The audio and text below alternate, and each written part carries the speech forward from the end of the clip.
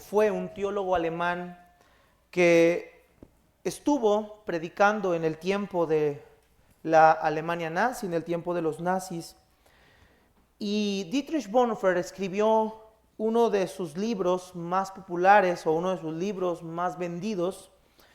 Y dentro de la escritura de ese libro tenía una frase emblemática diciendo: cuando Cristo llama a un hombre, le pide que venga y muera.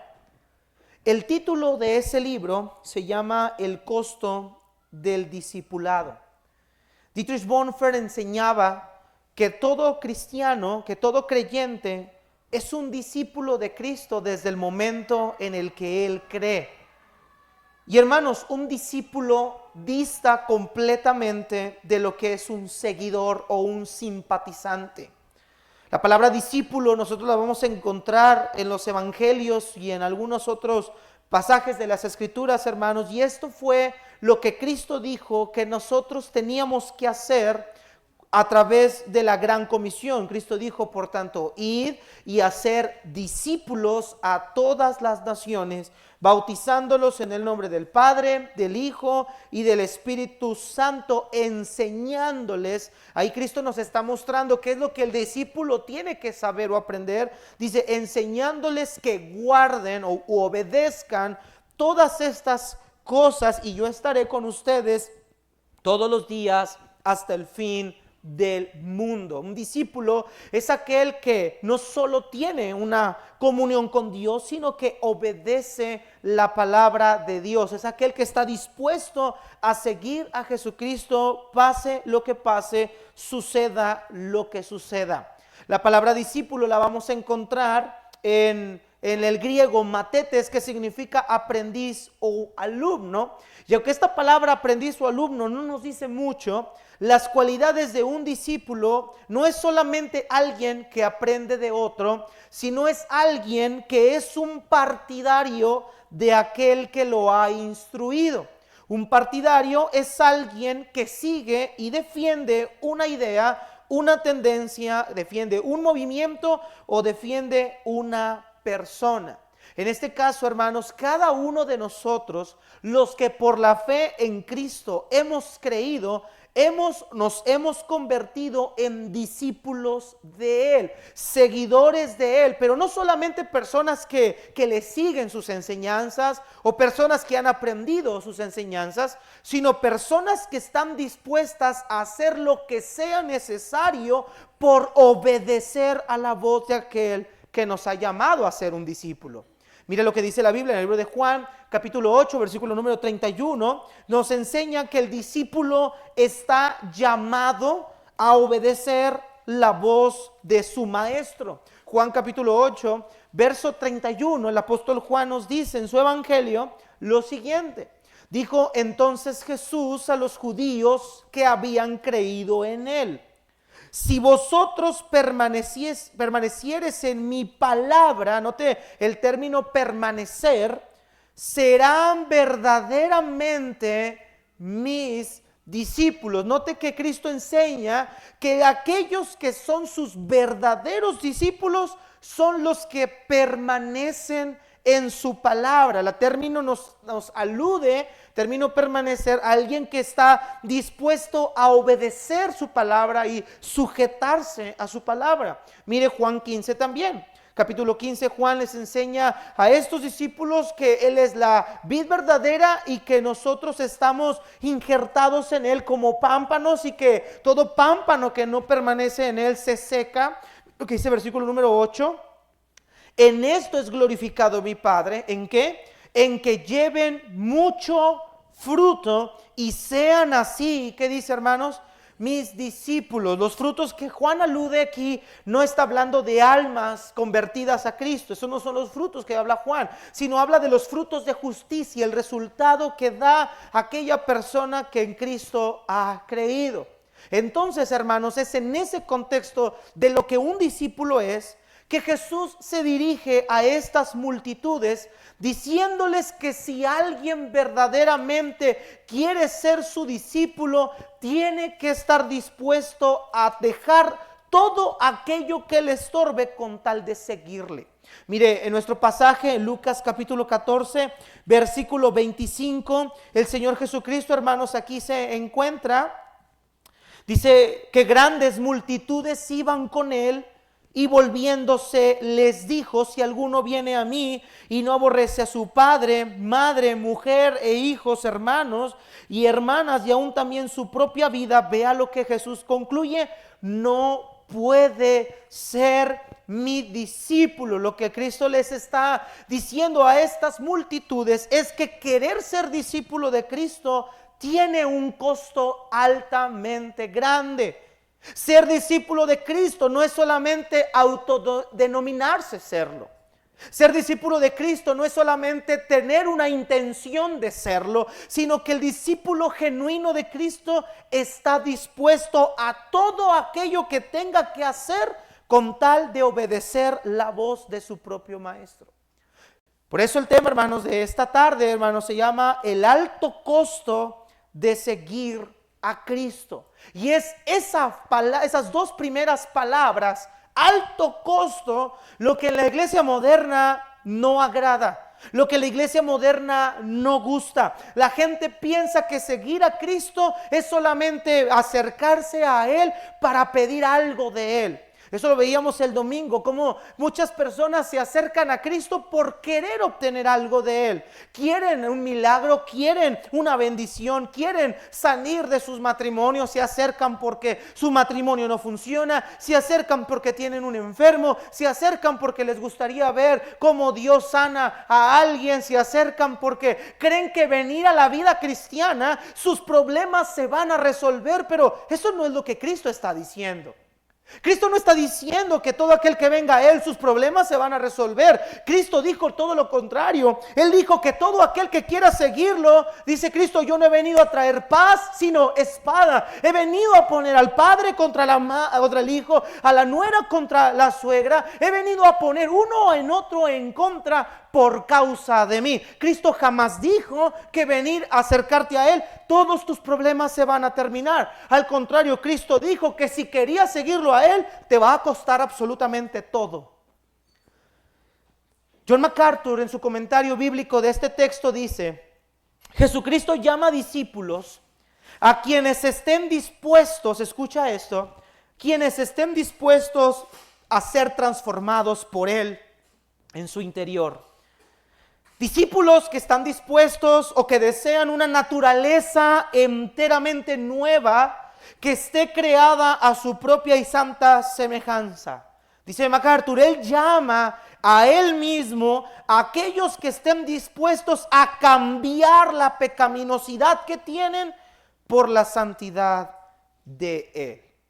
El discípulo está dispuesto a renunciar a lo que tenga que renunciar con tal de seguirle a Él.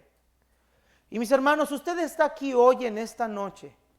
Usted vino, en cierta medida hizo un sacrificio, dejó pendientes, dejó responsabilidades, dejó algunos gustos incluso personales que pudiera usted tener en esta tarde, en esta hora que estamos aquí. Sin embargo, hermanos, mi pregunta para usted es: ¿cuál es el propósito del que usted esté aquí en esta noche hoy? ¿Por qué tomar la determinación de seguir a Jesucristo? ¿Por qué usted le sigue? ¿Cuál es el propósito por el cual usted se ha acercado a Cristo y le sigue y está dispuesto a obedecerle? ¿Por qué lo hace? ¿Con qué fin? ¿Con qué plan? El propósito que usted tiene, ¿cuál es? ¿Hasta dónde usted es capaz de dar su vida incluso por seguir a Cristo? ¿Usted es capaz de entregar todo lo que tiene para seguirle a Él? Si Él un día se lo demanda, ¿qué tan dispuestos estamos? Mis hermanos, mucha gente está dispuesta a seguir a Cristo mientras las cosas funcionen, mientras todo vaya bien, mientras las cosas estén marchando como uno lo espera. Pero ¿qué sucede cuando las cosas no marchan como yo las espero? ¿Qué sucede en nosotros cuando las situaciones no giran en torno al deseo de mi propio corazón? A eso Dietrich Bonhoeffer le llamó la gracia barata. Escuche, él dice: una gracia que se vende en el mercado como baratija.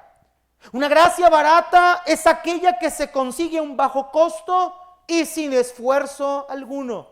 La gracia barata se refiere a la que concebimos nosotros mismos, la que predica que existe gracia sin arrepentimiento, bautismo sin disciplina, Santa Cena sin confesión de pecados, absolución sin confesión personal. Dice Bonhoeffer, la gracia barata es gracia sin discipulado, gracia sin la cruz, gracia sin un Cristo vivo y un Cristo encarnado.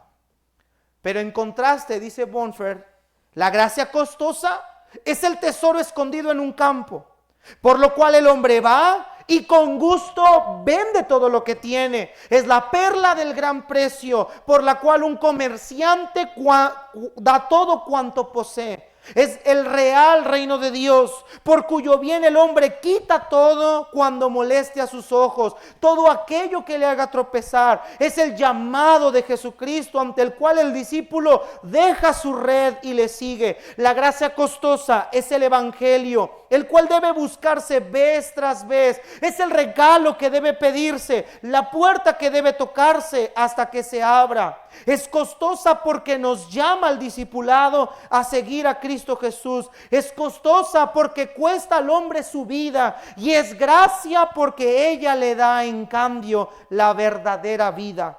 La gracia es costosa porque obliga al hombre a seguir a Jesucristo llevando su yugo, pero es gracia porque Jesús dice: mi yugo es fácil y ligera mi carga.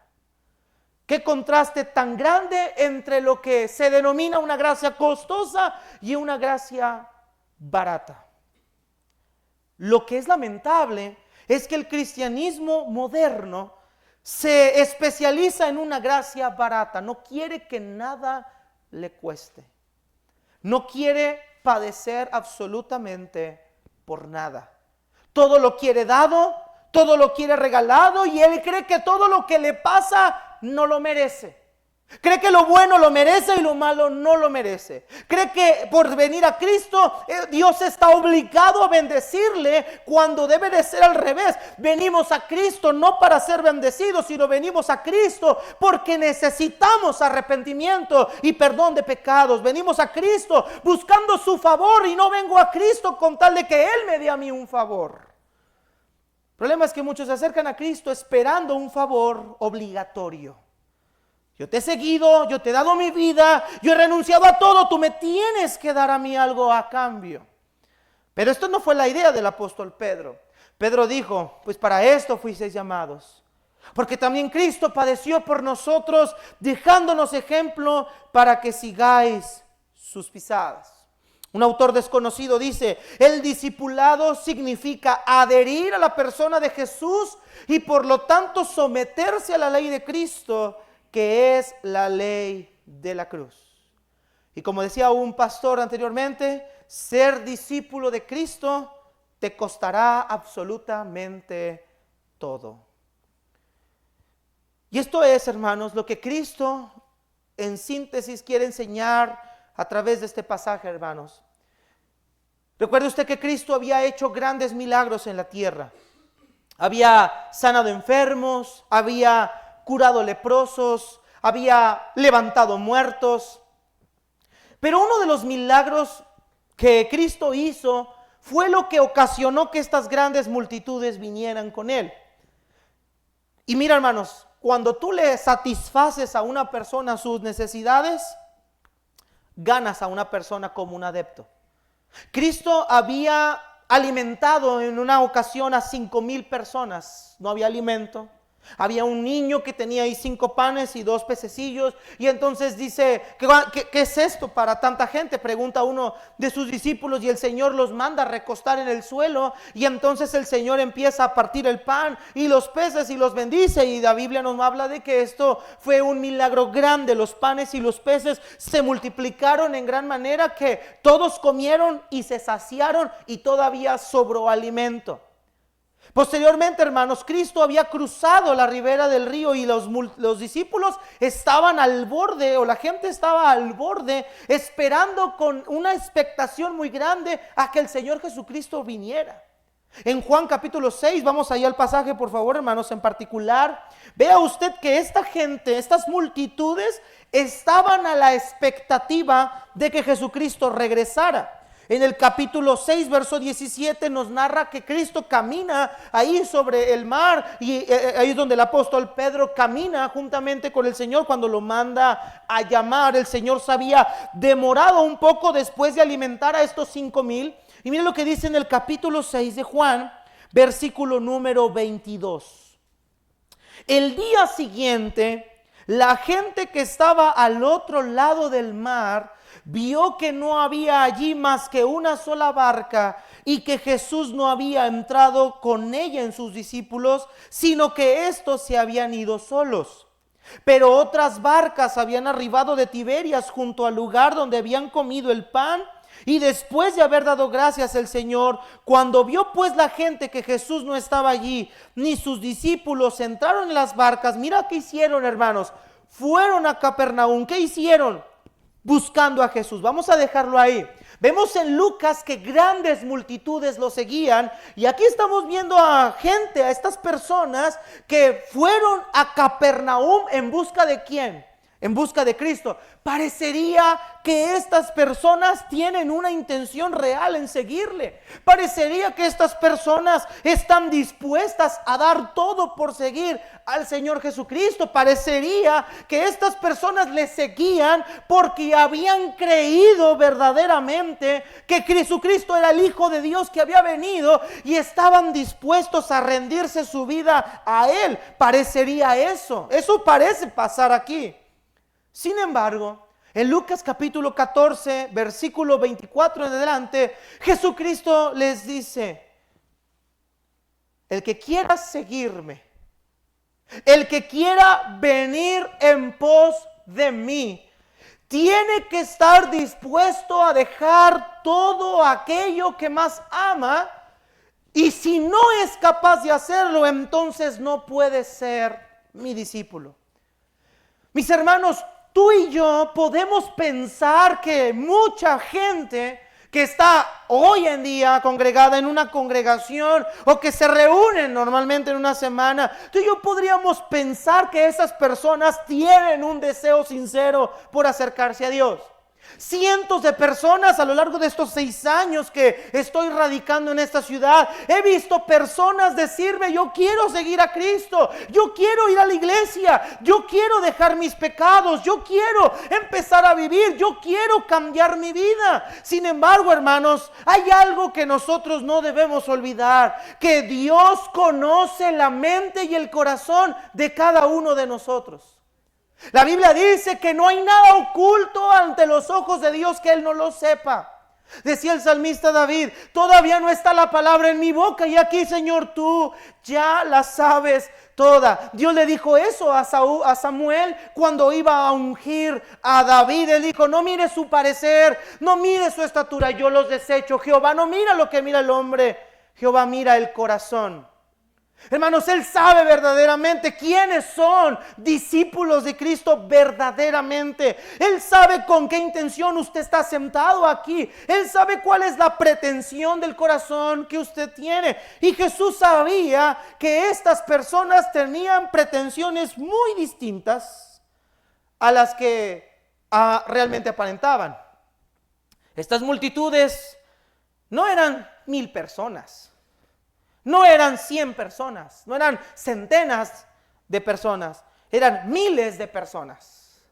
Simple y sencillamente Jesús mandó alimentar 5,000 personas, de las cuales la Biblia nos dice que no se contemplaban o no se contaban mujeres ni niños. Imagínate cuántas personas no le seguían.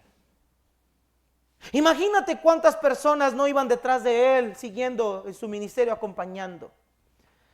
Cualquiera diría: qué gran ministerio. Cualquier pastor celoso diría: qué tremendos resultados, miles de personas siguiendo a un hombre. Por eso los fariseos estaban sumamente enojados con Cristo, porque ellos anhelaban eso. Pero Cristo nos revela las verdaderas pretensiones de ellos. Y en primer lugar, hermanos, un discípulo no es un simple seguidor nada más. Un seguidor, hermanos, es una persona que hasta cierto punto o hasta cierto momento un seguidor tiene ¿cómo le podríamos llamar? Tiene un interés personal en aquel que sigue. Tiene cierta admiración hacia aquel que sigue, pero el seguidor no está dispuesto a dar más allá de lo que un beneficio personal pueda tener. En otras palabras, un seguidor va a seguirle con ciertas limitaciones nada más. Te sigo, soy tu fan, pero hasta ahí. Mientras tú me otorgues lo que a mí me hace sentir bien, yo te sigo.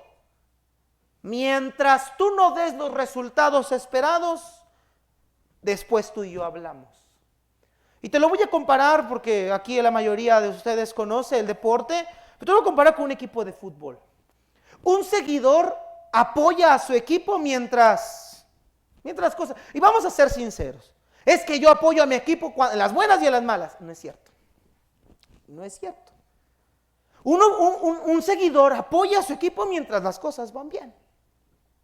¿Qué pasa cuando las cosas ya no funcionan bien? Un seguidor ama a un director técnico mientras el técnico los lleva al campeonato. Pero cuando el director técnico no da resultados, entonces empieza la tribuna, ¿qué hacer?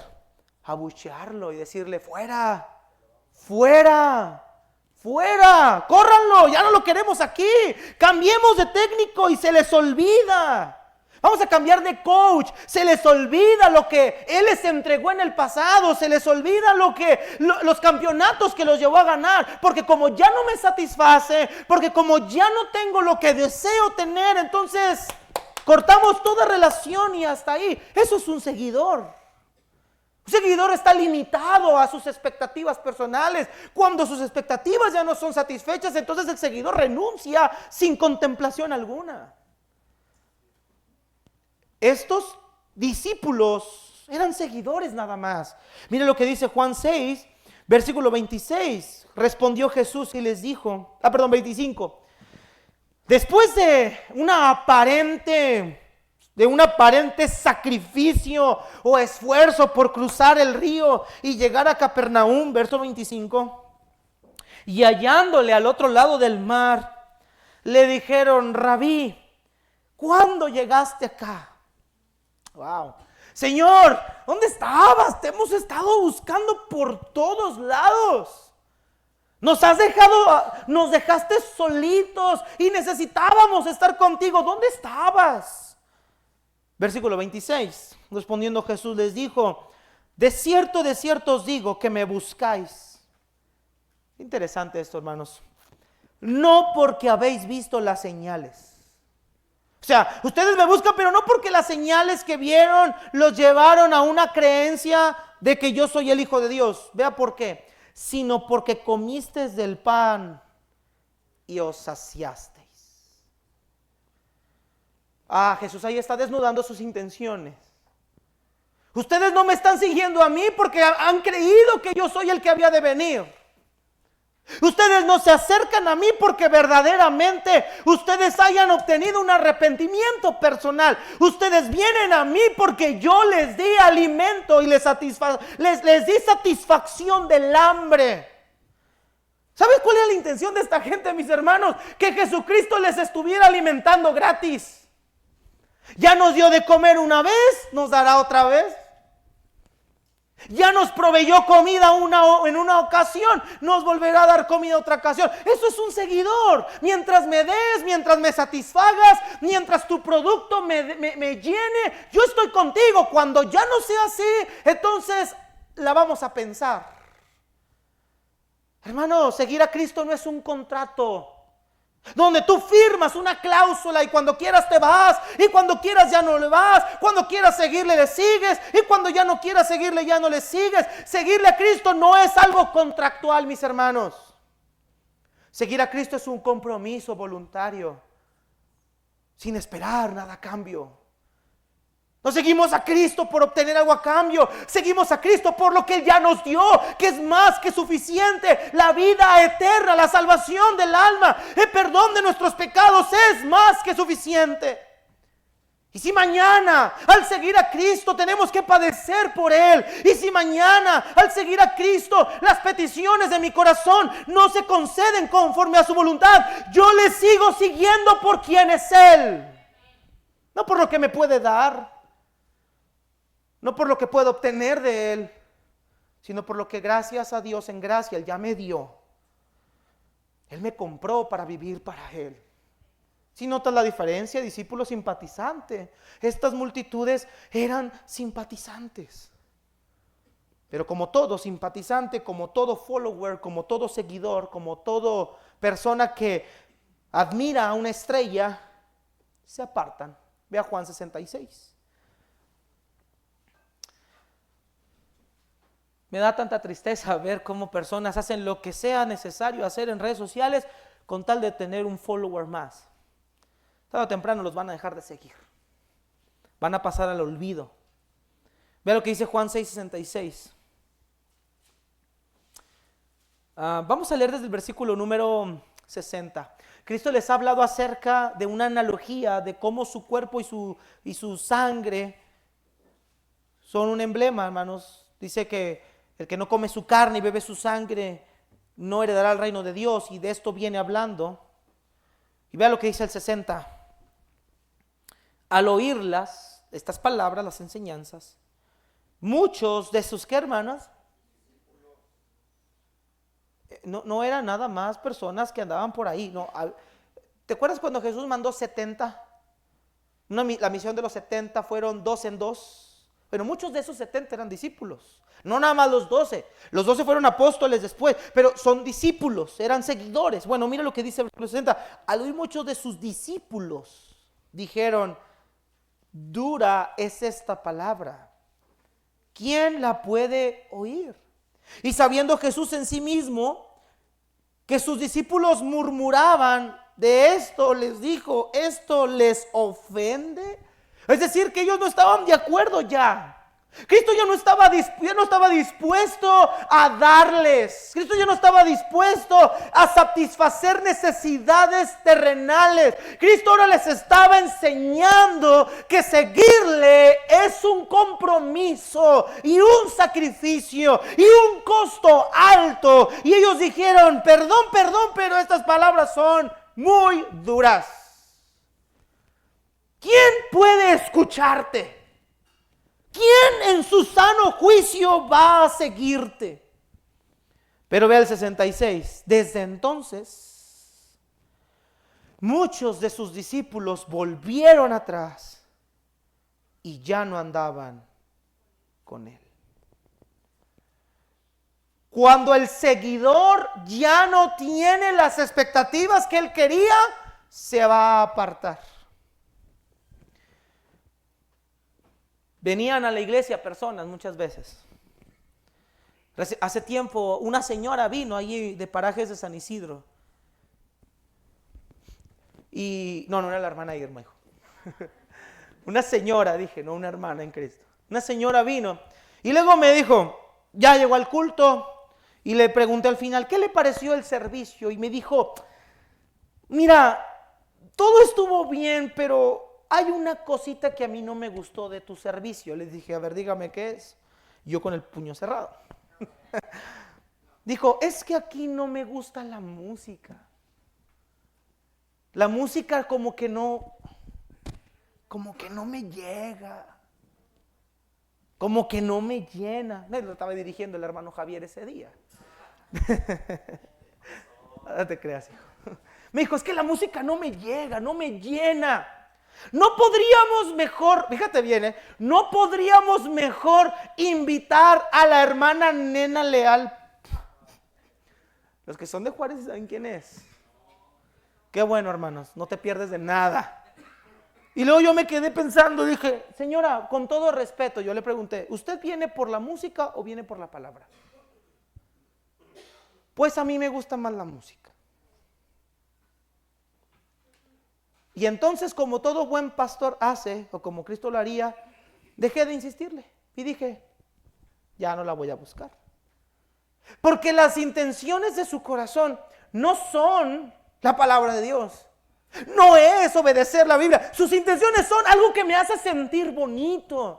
Algo que me haga sentir descanso en mi vida personal. ¿Cuántas personas no vienen a Cristo buscando un deseo como lo veíamos el domingo pasado? Ay, que Dios me conteste. Ay, que Dios me dé. Ay, que Dios me haga mi milagrito. Como si en las puertas de las iglesias hubiera un letrero que dijera milagros gratis, milagros gratis. Entra y te tendrás tu milagro. No, hermanos, el evangelio no se centra en milagros. ¿Qué milagro más grande quieres? Que el Redentor vino al mundo a salvar al pecador, del cual soy yo el primero, dijo Pablo.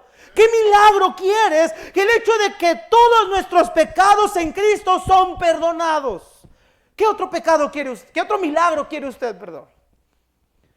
Estas personas buscaban una satisfacción personal y cuando Cristo ya no se las quiso dar, vámonos de revuelta. Estas palabras son duras. Ese rabino no es digno de que le sigamos. Vamos a buscar algo mejor. Ahora, qué interesante. Estas multitudes que le seguían son aquellas que estaban fuera del palacio de Poncio Pilato diciendo, crucifícale, crucifícale. Aquel que siguieron, aquel quien dijeron buscar y seguir, ahora le decían, crucifícalo. Crucifícalo. Y todavía peor, la sangre de Él sea sobre nosotros y sobre nuestros hijos, dijeron.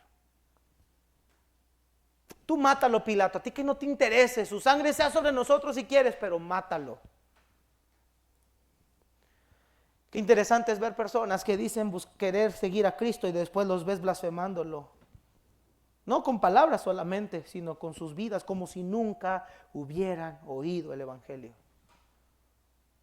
Hermanos, conozco muchas personas que han venido por aquí, han desfilado por aquí y están en el mundo usando un léxico como si nunca hubieran oído el evangelio. Cientos de personas buscando solamente tener de Cristo un milagro, un beneficio. Nosotros no le seguimos por un beneficio y el beneficio ya está obtenido en la cruz. Le seguimos por quién es Él.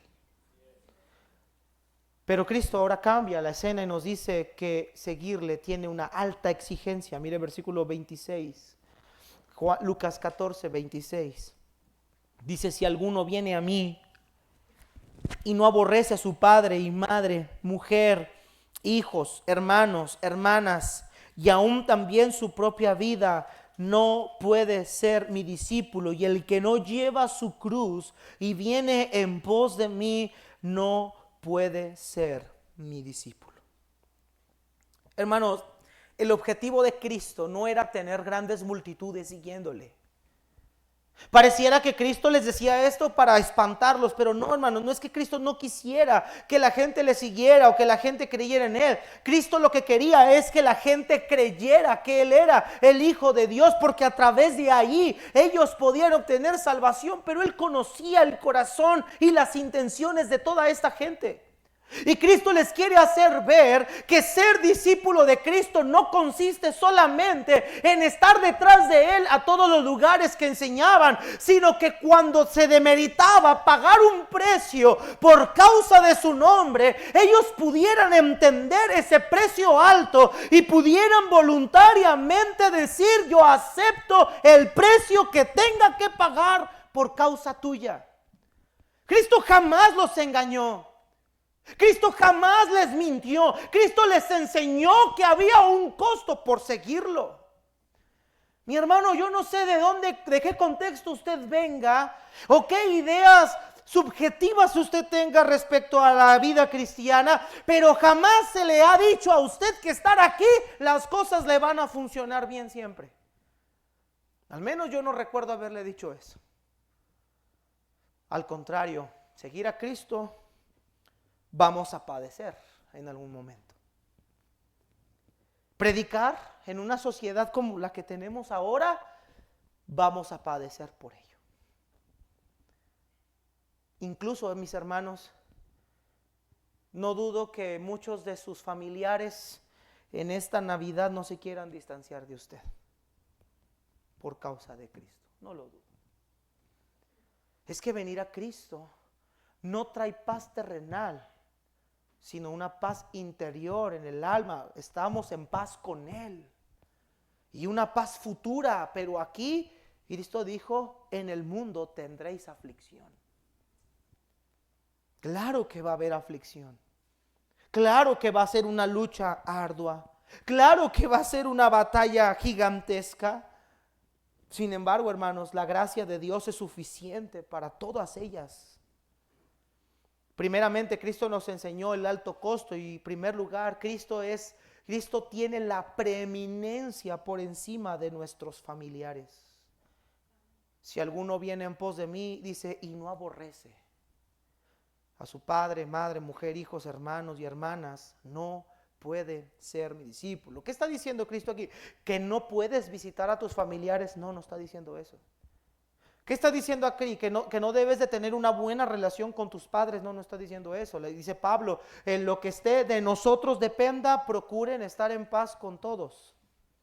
Entonces, ¿por qué Cristo dice que debemos de aborrecer a nuestro padre? Pareciera que Cristo nos está motivando a odiar a nuestros padres o a nuestros hermanos o a nuestras familiares. Sin embargo, hermanos, Cristo está usando una hipérbole, una exageración, hermanos, que nos permite entender, hacer un contraste entre lo que tiene que ser amar a Cristo y por encima de todo ello no debe de haber alguien superior a nuestro amor por Cristo, sino que el amor que tengamos por nuestros familiares debe ser siempre inferior al amor que tengamos por Cristo. Eso es lo que quiere decir el texto. Cristo nos enseñó que debemos de honrar a nuestros padres, que no debemos de amarnos los unos a los otros. Él no está enseñando a odiar, sino que Él está nos está haciendo ver que el amor preeminente y superior, el deseo, la devoción, la entrega, la debe de tener Cristo por encima de cualquier ser humano. Así sea la persona más importante de nuestras vidas, un padre, una esposa, un hijo o un hermano. O sea, Cristo en todo debe ser primero, hermanos. No está diciendo que no los ames. No está diciendo que no los visites. No está diciendo que no los quieras ayudar. Sino que tu amor por Cristo no debe de ser condicionado por ellos. Por ninguno de ellos o por todos ellos. Déjeme presentarle una ilustración para que usted lo entienda. Hace tiempo un joven en una ciudad allí en el sur de nuestro país había hecho una profesión pública de su fe en Cristo. Sus padres estaban extremadamente arraigados al catolicismo del pueblo. Los que son de pueblo saben que ellos están súper arraigados al catolicismo. El sacerdote y sí tiene mucha influencia en ellos. Si el sacerdote dice rana, ellos brincan. El sacerdote tiene mucho poder o influencia más bien en ellos. Y este joven se había empezado a reunir en la casa de unas personas que se habían convertido a Cristo, pero que estaban secretamente teniendo reuniones. Y este joven había ido a esa casa y dice la historia que este joven había aceptado a Cristo como Señor y Salvador. Y este joven se le ocurrió la idea de decirle a sus padres que le había entregado su vida a Cristo y que había sido bautizado en la casa de esas personas y que ahora su vida había sido cambiada y que ahora él era un cristiano. Cuando sus padres escucharon eso, no solo denunciaron la casa de la familia que predicaba el evangelio, sino que sus padres le dijeron esto: escoge ahora entre nosotros y tu Dios y tu religión. Nosotros somos católicos por generaciones y en esta casa no aceptamos protestantes. Si tú decides irte a los cristianos, con nosotros no vuelves a contar jamás. Vas a vivir como si no tuvieras papás. Escoge ahora. El muchacho se entristeció en exceso y entonces él pensó que las consecuencias no solo serían Ya no tener una comunión cercana a sus padres, sino que al enterarse el pueblo, porque ellos los habían denunciado, iba a tener que sufrir las consecuencias de tal creencia. Y el joven se acercó a sus padres y les dijo: yo decido seguir a Cristo, a pesar de todo lo que tenga que pasar. Y si por Cristo pierdo el amor de ustedes, un gran amor he encontrado ahora. El joven dejó la casa de sus padres, lo corrieron. La gente del pueblo lo veía con mal rostro. El joven quería llegar a comprar algo y no le vendían. Le hacían mala cara, lo molestaban, lo insultaban, se burlaban de él. Hasta que un día, un hombre que se había acercado a este joven lo golpeó severamente y empezó a lastimarlo físicamente por su creencia, solo por haber creído en Cristo y dejar la religión de sus padres. Posteriormente a ello, cuenta la historia de este joven, que este muchacho mantuvo firmeza en ello. Se fue del pueblo a un pueblo lejano, no nos dice la historia dónde, y se convirtió en un pastor que decidió predicar el evangelio toda su vida. Un día al joven le hablan y le dicen que su padre estaba grandemente enfermo, a punto de morir.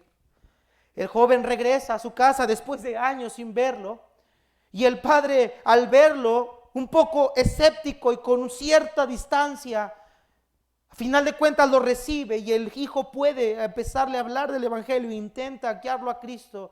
Y el padre le dice a su hijo: yo nunca he entendido y nunca entenderé por qué preferiste amar a esa religión antes que a nosotros. No sé por qué lo hiciste, no entiendo las razones por las que lo hiciste, pero una cosa sí sé: pude notar que eres una persona que tuvo firmeza en lo que ha creído, y ahora por esa razón quiero que me enseñes un poco de esa religión a la que tú has acudido, porque no puedo entender la inmensidad de un amor como el que tú tienes. Seguir a Cristo es estar dispuesto aún a oponernos a quienes se opongan a nuestra fe en Él, con tal de obedecerle a Él. ¿Tú estarías dispuesto a dejar la comunión con tus padres por causa del evangelio? ¿Tú estarías dispuesto a renunciar a tu cónyuge por seguir las huellas de Cristo? ¿Tú serías capaz de dejar todo lo que tienes en esta tierra si Cristo un día te llama a predicar en algún otro lugar? Es que el discipulado no se mide por cuánto tiempo tienes aquí, no se mide por cuánto tú dices amarlo, se mide a través de las acciones que nosotros hacemos. Hermanos, te puedo decir, y en una medida muy pequeña, que seguir a Cristo es un alto precio. Vivir lejos de tu casa, lejos de tus padres, lejos de tus seres amados. Vivir lejos de tus parientes, solamente por obedecer el llamado que Él puso en el corazón de nosotros, es un precio alto. Cada año que salgo a mi tierra, a mi familia, veo a mis padres más viejos, a mis hermanos más grandes, a la gente que amas envejecer y a punto de irse. Y te has perdido toda su vida, sus grandes memorias, te has perdido eventos, domingos familiares, te has perdido convivencias, navidades, cumpleaños. Pero todo ha sido por la causa de aquel que nos llamó por soldados. Cristo tiene alta prioridad en nuestras vidas.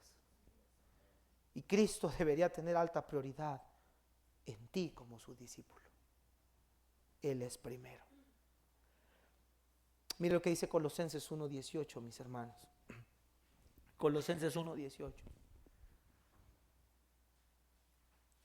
Dice la palabra del Señor, y Él es la cabeza del cuerpo, hablando de Cristo, que es la iglesia.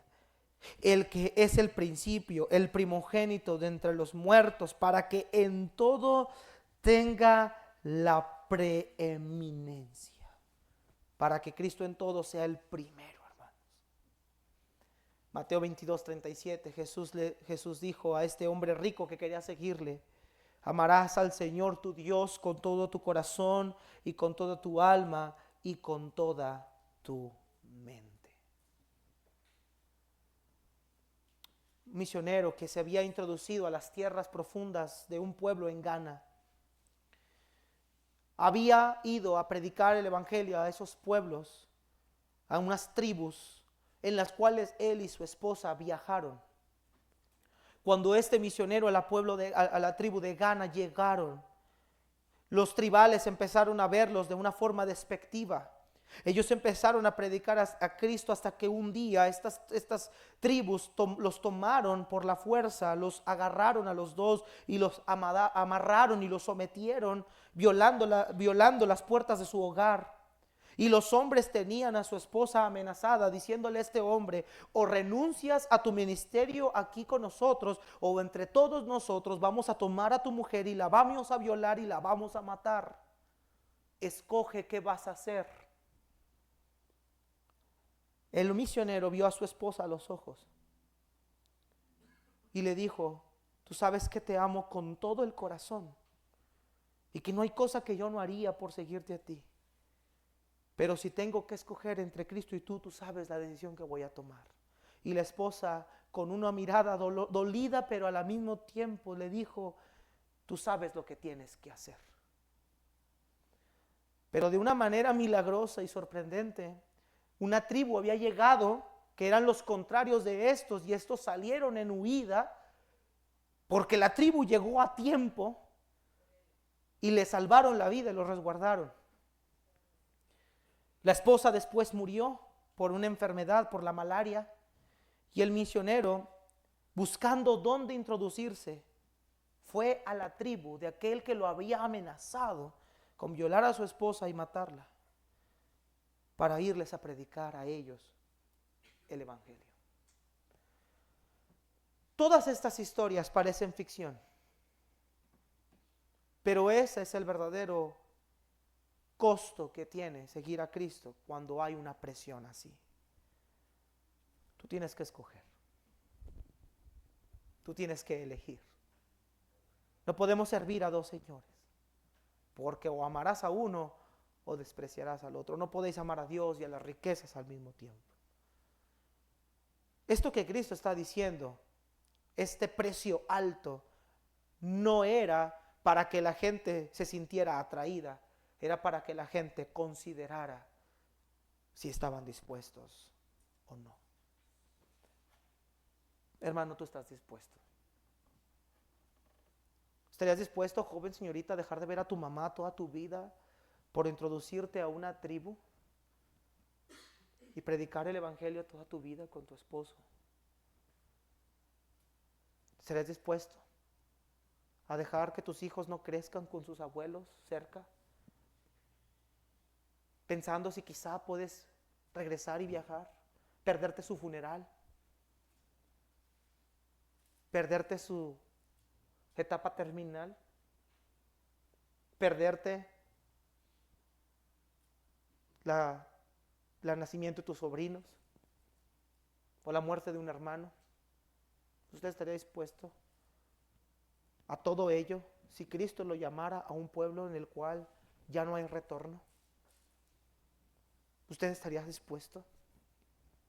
¿Estaríamos dispuestos a defender nuestra fe si irrumpieran en las puertas de este lugar?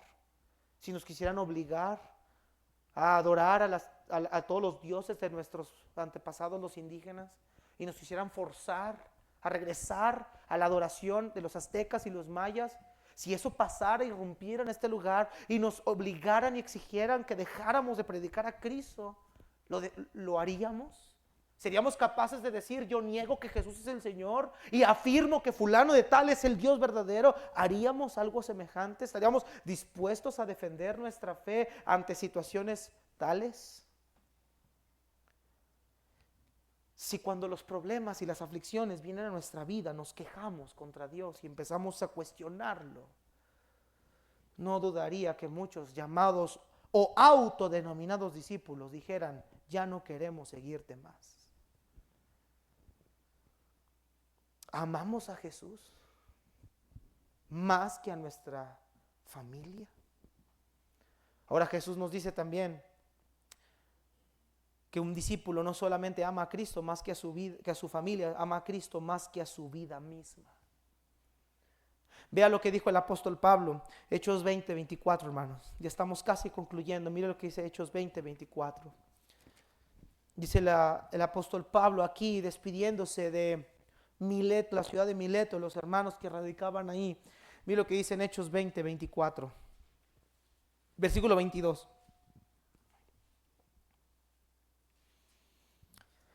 Dice, ahora, he aquí, ligado yo en espíritu, voy a Jerusalén, sin saber lo que allá me ha de acontecer, salvo que el Espíritu Santo por todas las ciudades me da testimonio, diciendo que me esperan prisiones y tribulaciones. ¿Quién le dijo a Pablo que le esperaban tribulaciones y prisiones?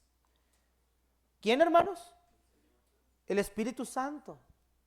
El Espíritu Santo le está diciendo a Pablo, mira Pablo, esto vas a padecer por causa mía, verso 24, pero de ninguna cosa hago caso, ni estimo preciosa mi vida para mí mismo, con tal que acabe mi carrera con gozo y el ministerio que recibí del Señor Jesús para dar testimonio del evangelio de la gracia de Dios. Pablo dice, mi vida no la considero como algo valioso. Si comparo mi vida con el testimonio del evangelio que Cristo me dio, si comparo mi vida con el valor del ministerio que Él me encargó, entonces voy a escoger el ministerio que Él me encargó. ¿Sabes por qué, hermanos? Porque el apóstol Pablo entendía que Dios era fiel para guardar su depósito para aquel día, que si en la tierra perdía su vida, en Cristo su vida la había ganado, hermanos. Por eso Pablo dice, porque para mí el vivir es Cristo y el morir es ganancia. Su vida no era más importante que lo que Dios le había pedido que hiciera por causa del evangelio de Cristo. Estaba dispuesto a perder su propia vida. Cristo dijo, el que no toma su cruz y me sigue, no puede ser mi discípulo. Es decir, que el discípulo debe estar dispuesto a renunciar a su propia vida si es necesario. Hermanos, el misionero renuncia a su vida, renuncia a sus sueños, renuncia a sus metas, renuncia a su plan de vida, renuncia a una carrera profesional, renuncia a una estabilidad empresarial, y todo ello lo hace por amor del evangelio que Cristo le ha llamado a predicar. ¿Tú crees que los misioneros, los siervos de Dios, no añoran una vida normal? ¿Tú crees que ellos no añoran una carrera profesional? ¿Tú crees que ellos están de misioneros porque fracasaron en la vida profesional? ¿Tú crees que uno se convierte en pastor porque fracasó en su vida, porque no sirve para la vida profesional? No, hermanos, muchos de nosotros tuvimos grandes expectativas de la vida, tuvimos planes, metas, proyectos, tuvimos una beca en la puerta, pero renunciamos a ella porque considerábamos que servir a Cristo era más importante que nuestra propia vida, porque servir a Cristo en la tierra es una inversión de vida. Porque todo lo que el hombre gane aquí perece, pero todo lo que el hombre haga aquí en el reino de los cielos será recompensado. El discípulo entiende que el que haya su vida la perderá, y el que pierde su vida por causa de él, éste la hallará. El discípulo entiende eso. Por eso vemos a Pedro, Pablo, Juan salir gozosos del concilio después de haber sido amenazados y azotados, porque se sentían dignos de sufrir por causa del nombre. Por eso ellos salieron gozosos. Dietrich Bonhoeffer decía: negarse a uno mismo es estar solamente consciente de Cristo y no más del yo. Es únicamente verlo a Él, que va adelante, y no más el camino que es demasiado difícil para nosotros. Una vez, todo lo que la autonegación puede expresar es esto: Él guía el camino y síguelo de cerca. Todos los que Cristo han querido seguirle y hacer lo correcto, dice la Biblia, perecerán persecución. Pablo se lo dijo a Timoteo. Timoteo estaba algo desanimado. Su segunda carta, Pablo lo trata de animar y le dice a Timoteo: mira, Timoteo, padece por las aflicciones del testimonio de Cristo. No te avergüences, porque todo el que quiera vivir justamente padecerá persecución. Y Timoteo, tú no estás exento. Mira lo que dice a la iglesia de Filipos, hermanos, Filipenses 1.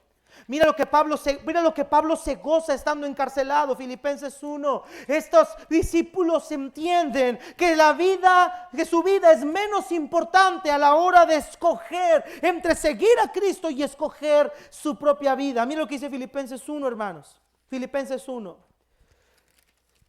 Mira lo que dice la escritura del apóstol Pablo, versículo número 12.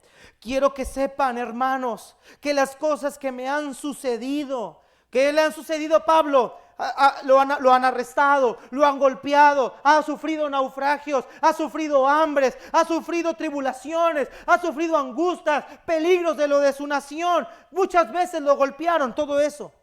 Dice Pablo: quiero que sepas que estas cosas que me han sucedido han redundado más bien para el progreso del evangelio, de tal manera que mis prisiones se han hecho patentes en Cristo, en todo el pretorio y todos los demás. Es decir, todos los demás saben que he sufrido, he padecido por causa del evangelio de Cristo. Verso 14. Y la mayoría de los hermanos, cobrando ánimo en el Señor con mis prisiones, se atreven mucho más a hablar la palabra sin temor. Vean lo que dice Pablo: muchos, en lugar de asustarse y amedrentarse por ver que nos están encerrando, me gozo en ver que están predicando con valor. Eso es lo que hace un discípulo. No se esconde, saca la cabeza cuando la tiene que sacar. No niega a su Señor, sino está dispuesto a afrontar las consecuencias por amor a su Señor, porque su amor por Cristo es más valioso que su propia vida. Decía Paul Washer en uno de sus viajes misioneros, cuando le preguntaban acerca de lo que implica la obra misionera, y él dice: mira, cuando tú te vas y te introduces a una selva o a un pueblo, sabes que estás en riesgo, sabes que vas a un riesgo, pero dice él: pero mira, si a mí me agarran y me hacen lo que me hagan, la verdad, estamos dispuestos a aguantarlo todo. Pero es más difícil cuando agarran a tu propia familia. Ahí sí las cosas cambian. Hermanos, un misionero, un discípulo entiende que está dispuesto a padecer lo que sea necesario y entiende los riesgos de seguirle. ¿Sabe por qué ahorita nosotros como iglesia no tenemos ese concepto, no tenemos ese entendimiento tan claro de lo que estamos viendo ahorita? Porque estamos en una comodidad en cierto punto. Tenemos un país libre, tenemos trabajo, a nadie lo discriminan por ser cristiano. Lo más grave que tú y yo recibimos es que te digan: mira, ahí va la aleluya, mira, ahí va la faldillona, mira, ahí va el hermano, ahí va el cristiano, el santurrón, ahí va. Eso es lo más grave que podemos nosotros recibir. Pero el Señor nos tiene que preparar en el entendimiento de la comprensión de lo que ese discípulo significa. y de lo que tú y yo estemos conscientes de a quién estamos siguiendo. No estamos defendiendo la iglesia bautista. No estamos defendiendo la vida de un pastor. Estamos defendiendo la causa de aquel que es el Rey de Reyes y Señor de Señores. Y el Señor nos dice al final una autoexaminación personal, que es algo que usted debe hacer en este momento. Y quiero llevarlo para concluir a Lucas capítulo 14, por favor, versículo número 28 en delante. Quiero que hagamos una autoexaminación o autorreflexión. Y Cristo utiliza dos parábolas para hacer esto. Versículo 28. Porque ¿quién de vosotros, queriendo edificar una torre, no se sienta primero y calcula los gastos, a ver si tiene lo que necesita para acabarla? No sea que después de que haya puesto el cimiento y no pueda acabarla, todos los que lo vean comiencen a hacer burla de él, diciendo: este hombre comenzó a edificar y no pudo acabar. En primer lugar, el Señor pone una parábola de un constructor imprudente.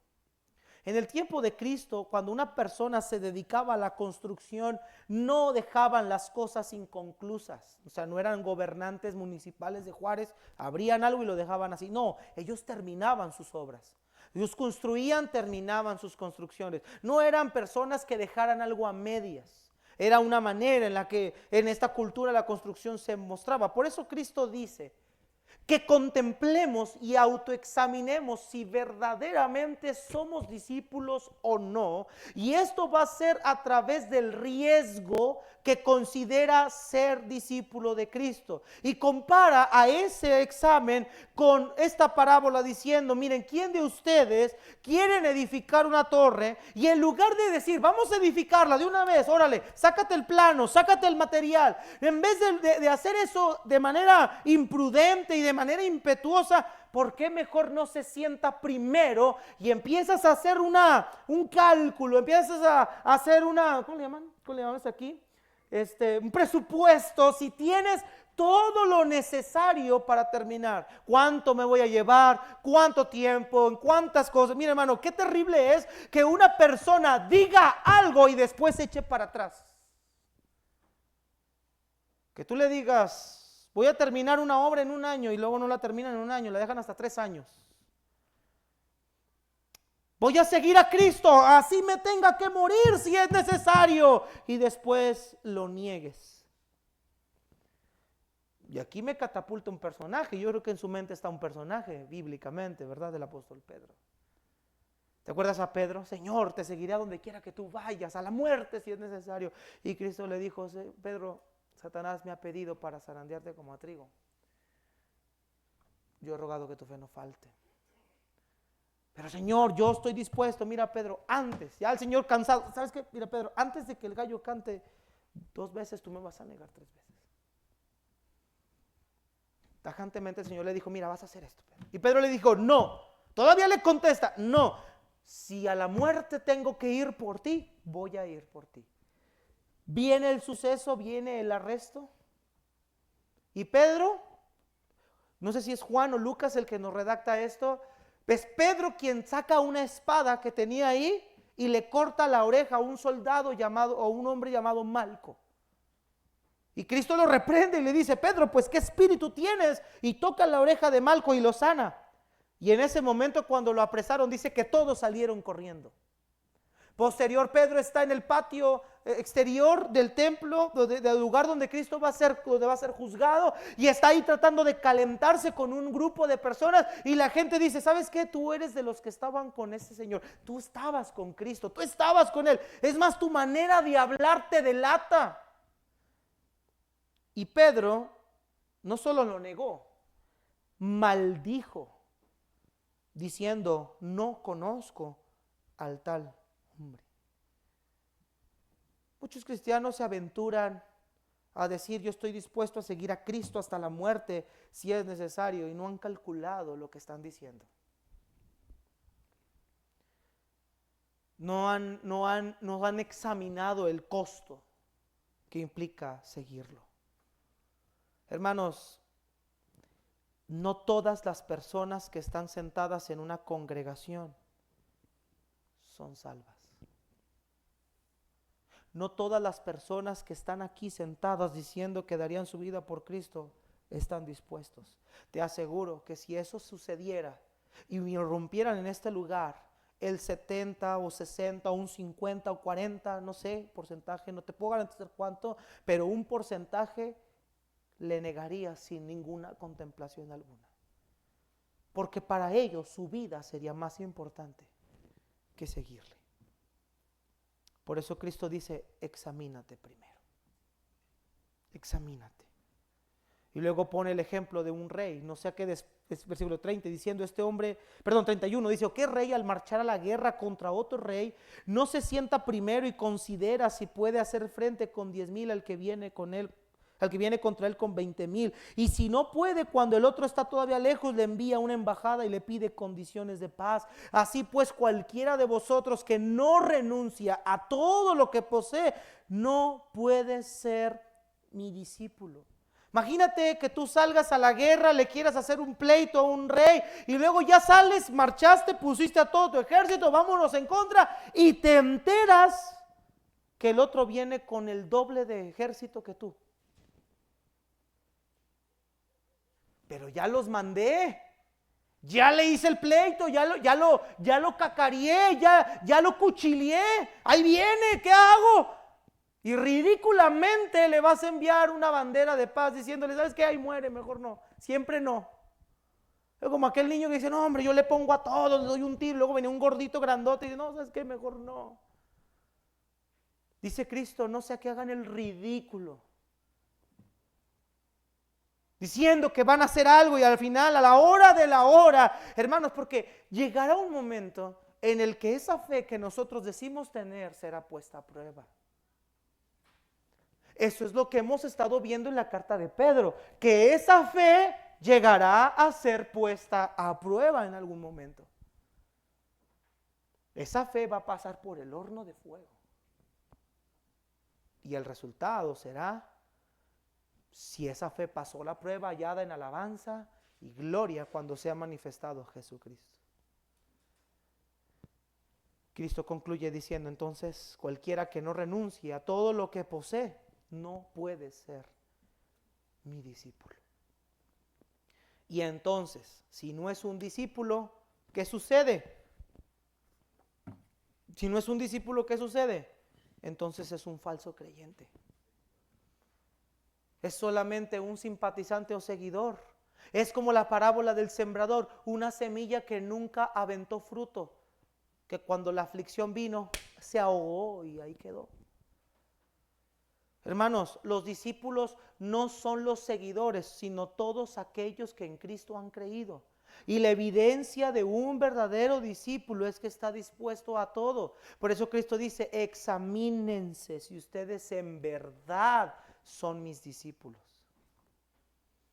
No vaya siendo que alguno de ustedes diga que fue un discípulo y mañana amanezca en las llamas eternas, engañado por creer ser alguien que en verdad no era.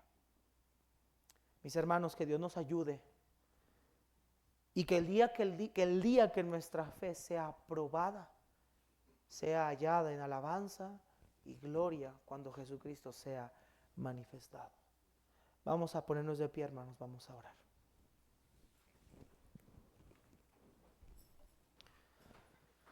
¿Quién tan dispuesto está usted a seguir a su Señor? ¿Hasta dónde usted va a seguirle? ¿Qué tan dispuesto estás a decirle al Señor, heme aquí, envíame a mí? Señor, yo estoy dispuesto a predicar tu palabra si tú así lo quieres. Señor, estoy dispuesto a servirte, aún a pesar de toda la oposición que pueda tener. Estoy dispuesto a defender el evangelio, aunque mi familia todavía no se convierte. Muchos, ¿sabes qué, hermanos? Dan tristeza en estas fechas navideñas, empiezan a sucumbir a los deseos de su familia. No, hombre, vente, mija, mira, no pasa nada, mira, ven a convivir con tu familia, ven, vamos a emborracharnos, vamos a hacer un montón de cosas, que al cabo es un ratito, para que convivas, para que no seas la ovejita que anda ahí apartada. Hermanos, mucha gente lamentablemente prefiere el favor de su familia en lugar de vivir de una manera adecuada como Dios nos ha mandado a hacer. Le damos más importancia a las cosas terrenales, a lo material. Le damos más importancia a la gente que nos rodea, aún nuestros propios deseos, y olvidamos que somos discípulos de Cristo, que seguirle trae un gran sacrificio, que seguirle demanda un costo. ¿Qué creía usted? ¿Que venir a Cristo todos sus problemas se iban a arreglar? No, hermano. No, vamos a tener aflicciones. El enemigo está y va a atacar la iglesia, nos va a atacar a todos nosotros. Somos enemigos de Satanás. Él nos odia, él quiere destruirnos. Él va a poner personas que se opongan, aún seres amados, si es necesario. Claro que seguir a Cristo se paga un precio. Pero dice la Biblia que el que pierda su vida por causa de Cristo, este la hallará. Pedro le dijo: Señor, nosotros lo hemos dejado todo por seguirte. Y Cristo dijo: de cierto os digo, que no hay alguien que haya dejado a padre, madre, mujer, hermanos y hermanas, que no reciba 100 veces más. Algunos de nosotros vamos a tener que escoger.